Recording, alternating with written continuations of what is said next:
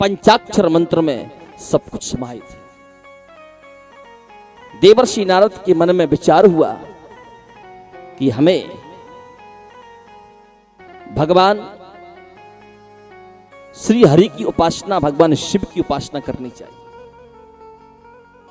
मेरू पर्वत की सुंदर गुफा में देवर्षि नारद जाकर के तपस्या करने लगे। 10,000 वर्षों तक तपस्या की।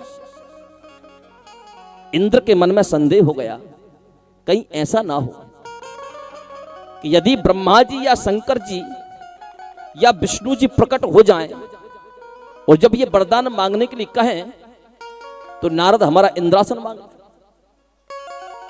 एक बात कहूं, जब हम पूजा पाठ करते हैं ना, तो पूजा पाठ करने में हमारे सामने राक्षस लोग हमारी पूजा पाठ को खंडित नहीं करते, बल्कि हमारी पूजा को खंडित करने वाले देवराज इंद्र होते हैं।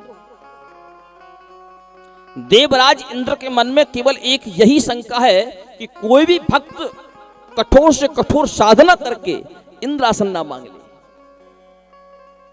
और यदि इंद्रासन मांग ली तो फिर हमको तो नीचे गिरना पड़ेगा। तो इंद्र सबके मन को भटकाते हैं, कथा मन नहीं लगेगा, बार बार उठ करके जाएंगे, इधर उधर देखेंगे। इंद्र महाराज किसी ना किसी व्यक्ति की मानसिकता ऐसी करें कि बाहर लोग झगड़ा करने लगेंगे, फिर लोग यहां से उठ करके जाएंगे, झगड़ा देखने जाएंगे। ये सब इंद्र का चक्कर चल रहा है।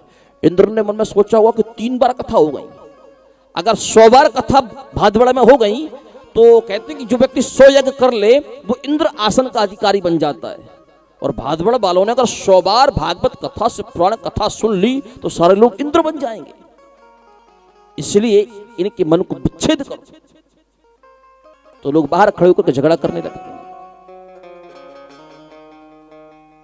लोगों को घर की याद आ जाती है, हम कथा में बैठे, दरवाजा खुला होगा, लोग भाग करके जाते हैं दरवाजा बंद कर,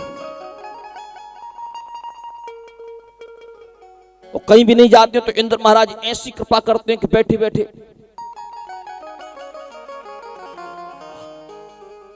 मुंह फाड़ने लगते हैं।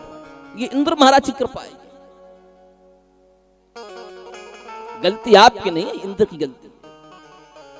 तो देवराज इंद्र ने मन में विचार किया कि अगर देवर्षि नारद की साधना पक्की हो गई तो हमारा इंद्रासन चला जाएगा। देवराज इंद्र ने कामदेव को बुलाया और कामदेव से कहा कि हे कामदेव, तुम अपनी पत्नी रति के साथ जाओ और देवर्षि नारद के इस तपस्या को खंडित करो।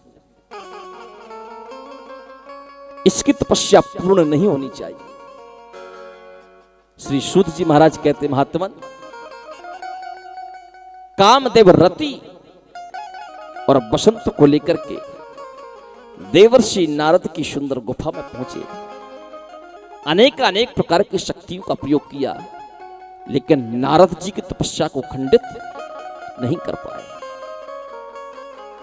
कामदेव परास्त होकर के वापस लौटे और सारी की सारी बात इंद्र को सुनाई कि नारद की तपस्या कोई साधारण तपस्या नहीं है। नारद ने कामदेव को जीत लिया, और जैसे ही देवर्षि नारद की तपस्या पूर्ण हुई तो सप्तऋषि आकर के देवर्षि नारद से कहने लगे, वाह, आप तो धन्य हैं, आपने कामदेव को जीत लिया। आज तक कामदेव को कोई भी नहीं जीत पाया। आप परम बैरागी हैं। और जैसे देवर्षि नारद ने यह सुना कि हमने कामदेव को जीत लिया, अब तो नारद जी दौड़े दौड़े भगवान शिव के आश्रम में पहुंचे। भगवान शिव अपनी आंख बंद करके बैठे हुए। नारद जी ने कहा, नारायण नारायण। भगवान शिव की आंख खुली। भगवान शिव ने कहा, ओ आओ नारद, कहां से आ रहे हो?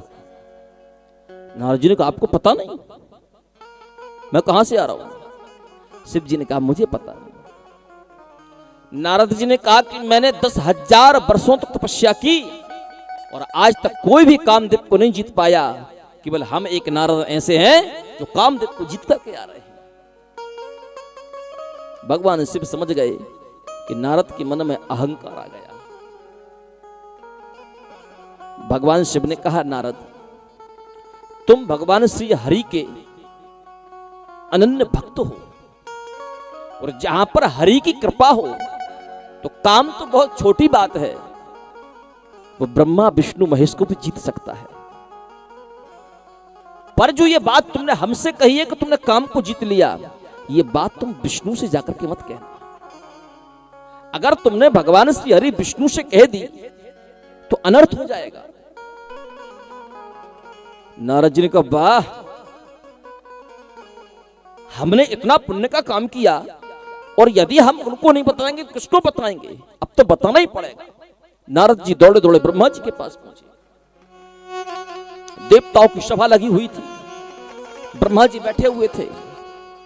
नारद जी ने कहा, पितामह प्रणाम। ब्रह्मा जी ने कहा, आओ वत्स, कहां से आ रहे हो? बोले, आपको पता नहीं? बोले, नहीं। बोले, मैंने कामदेव पर विजय प्राप्त कर ली, अभी अभी कैलाश गया था, अब मैंने सोचा आपको बता दूं। ब्रह्मा जी ने कहा, पुत्र नारद, तुम मेरे मानस पुत्र हो, तुमने ये बात मेरे सामने तो कह दी, पर ये बात जाकर के भगवान श्री हरि विष्णु से मत कहना। अगर भगवान श्री हरि विष्णु के सामने आप ये बात कहोगे तो अनर्थ हो जाएगा। अब नारद के मन में खुजली चलने लगी कि आखिर ऐसा विष्णु में क्या है। विष्णु के लिए शिव ने भी मना कर दिया, विष्णु को ना बताऊं ये पितामह ब्रह्मा जी मना कर रहे हैं। बोले, अब तो बताना ही पड़ेगा।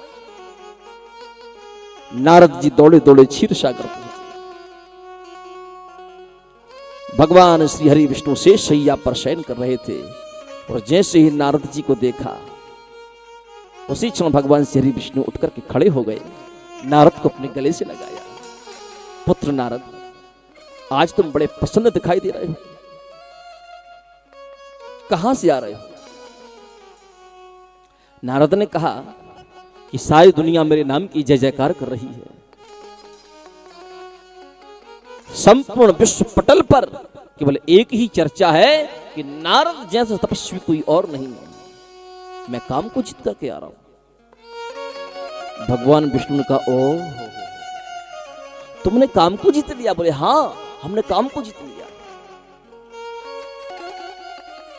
हमारे जैसी तपस्या कोई भी योगी, कोई भी महायोगी नहीं कर सकता। भगवान विष्णु समझ गए कि यह भाषा नारद की नहीं है, ये नारद के अहंकार की भाषा है। भगवान विष्णु ने कहा कि तुम हमारे भक्त हो, और बहुत अच्छी बात है जो तुमने काम पर विजय प्राप्त कर ली, पर भजन ही जीवन का सबसे सत्य साधन है, इसलिए भजन को मत त्यागना और इस अहंकार को यहीं पर त्याग दो। इस वीणा से भगवान के हरि के नाम को गाओ और हरि की मस्ती में मस्त हो जाओ। नारद ने कहा, हरि की मस्ती में मस्त होंगे तब होंगे, लेकिन जो कोई प्राप्त नहीं कर सका, बोले वो हमने प्राप्त किया है। अब सारा विश्व हमारे नाम की जय जयकार कर रहा है। भगवान समझ गए कि अब इस तरीके से नारद जी नहीं मानेंगे। भगवान विष्णु ने कहा, ठीक है, आप जा सकते हैं। नारद जी चल पड़े। जैसे ही नारद जी उस रास्ते से निकले, भगवान श्री हरि विष्णु ने अपनी माया से एक सुंदर नगर की रचना कर दी। उस नगर का नाम है शील नगर। वहां के राजा हैं शील निधि, उनकी एक पुत्री है श्रीमती। देवर्षि नारद ने जैसे ही उस सुंदर नगर को देखा, नारद जी ने कहा, ओह, इतना सुंदर नगर, क्यों ना चलकर इस नगर में प्रवेश करके, जब ये बाहर से इतना सुंदर है तो अंदर कितना सुंदर होगा।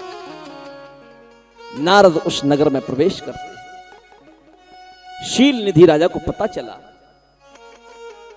कि देवर्षि नारद आए हैं। शील निधि राजा दौड़े दौड़े आए, नारद जी का स्वागत किया, अपने कक्ष में ले गए, सुंदर आसन बैठने को दिया। नारद जी चारों तरफ सुंदरता देखने लगे। उसी क्षण देवर्षि नारद शील निधि के जीवन की कुछ चर्चाएं कर रहे थे कि शील निधि की पुत्री श्रीमती हाथ में जलपात्र लेकर के आई और नारद जी को जल देने लगी, पानी पिलाने लगी। जैसे ही नारद ने शील निधि की पुत्री को देखा, अब तो नारद जी की जो आंखों की नजरें थी ना, ऐसी टिक गई कि नजर हटती नहीं। देखते देखते बहुत देर हो गई। शील निधि ने कहा, अरे प्रभु। नारद जी ने कहा, बोले जलपान करो। बोले हाँ हाँ हाँ। नारद जी ने जलपात्र उठाया, जल पीने लगे। मन में विचार किया कि इतनी सुंदर नारी मैंने आज तक नहीं देखी। नारद ने शील निधि से पूछा, ये कौन है? शील निधि ने कहा, ये मेरी पुत्री है और इसका स्वयंवर होने जा रहा है। ये अपनी इच्छा से अपना वर चुनेगी, इसलिए आप इसकी हस्तरेखा देख करके बताइए कि इसको वर कैसा मिलेगा। श्री शुद्ध जी महाराज कहते, महात्मन, जैसे ही नारद ने उस श्रीमती के हाथ को पकड़ करके हस्तरेखा देखनी चाहिए, उसमें एक ऐसी लकीर थी। देवर्षि नारद उस हस्तरेखा की लकीर को देख करके तन्मय हो गए। उसमें हस्तरेखा की लकीर थी कि जिसका विवाह इसके साथ होगा वो व्यक्ति अजर और अमर हो जाएगा, उसकी कभी मृत्यु नहीं होगी। अब तो जैसे नारद जी ने उसकी हस्तरेखा देखी और नारद जी का मन बिगड़, यदि मेरा विवाह इससे हो जाए तो मैं हमेशा हमेशा के लिए अमर हो जाऊंगा, पर मेरा विवाह होगा कैसे? इस विवाह के लिए क्या करना पड़ेगा? नारद जी चिंतित हो गए। नारद जी समझ गए कि मेरा सबसे परम कोई हितैषी है तो भगवान श्री हरि विष्णु, क्यों ना मैं उनके पास जाऊं और उनसे सहायता मांगूं।